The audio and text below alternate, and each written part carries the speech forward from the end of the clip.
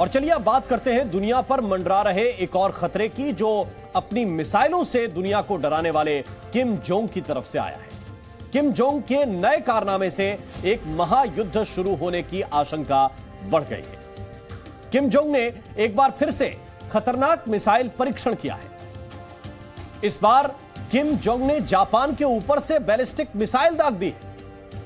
Kim Jong ने इस बार 4600 kilometre range का परीक्षण किया है और यह देखिए कि यह सिर्फ 7 मिनट में पूरे जापान को क्रॉस कर गए। जरा सोचिए कि यह कितनी घातक और तेज मिसाइल होगी।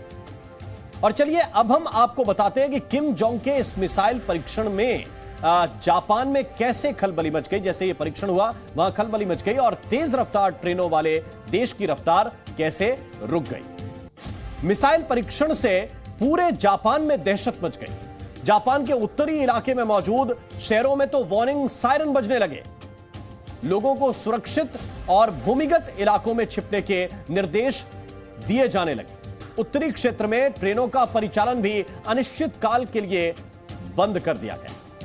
और अब जापान और साउथ कोरिया में किम जोंग को नतीजे भुगतने की, जापान ने जो है किम जोंग को नतीजे भुगतने की चेतावनी दे दी है।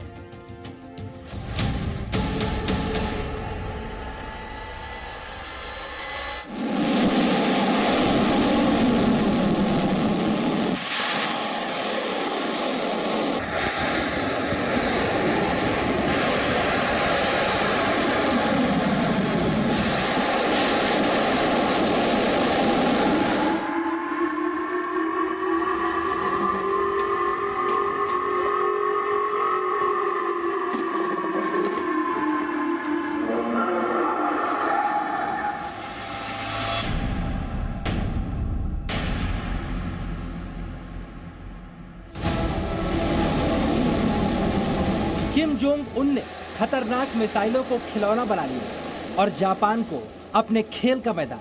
किम जोंग उन ने एक बार फिर से घातक मिसाइल छोड़ी जिसने इस बार पूरे जापान को पार किया। मिसाइल जापान के आसमान में थी और जापान की धरती पर खलबली मच गई।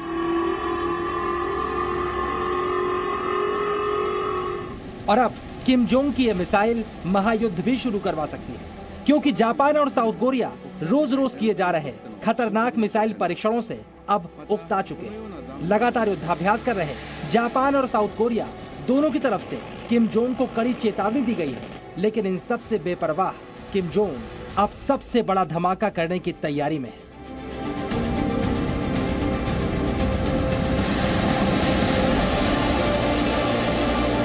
किम जोंग का सबसे खतरनाक प्लान क्या है कि इस आशंका को लेकर सारी दुनिया डरी हुई है और किम जोंग जापान और दक्षिण कोरिया को निशाना बनाकर बार बार क्यों मिसाइल दाग रहे हैं, हम आपको बताएंगे। लेकिन उससे पहले आप समझिए किम जोंग ने जो मिसाइल जापान के ऊपर से दागी वो कितनी शक्तिशाली थी और जापान में इस मिसाइल के एंट्री के बाद क्या क्या हुआ। जापान के मुताबिक नॉर्थ कोरिया ने उनके क्षेत्र में अब तक की सबसे शक्तिशाली मिसाइल का परीक्षण किया। नॉर्थ कोरिया से सुबह 7:22 पर मिसाइल दागी गई। जापान को यह मिसाइल 7:29 यानी सिर्फ 7 मिनट में क्रॉस कर गई।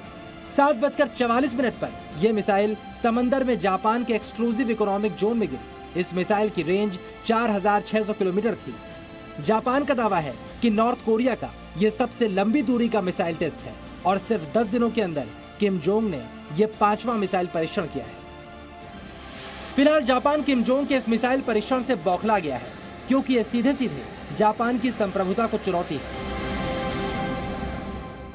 先ほど、北朝鮮が弾道ミサイルを発射し、我が国上空を通過し、太平洋上に落下したとみられます。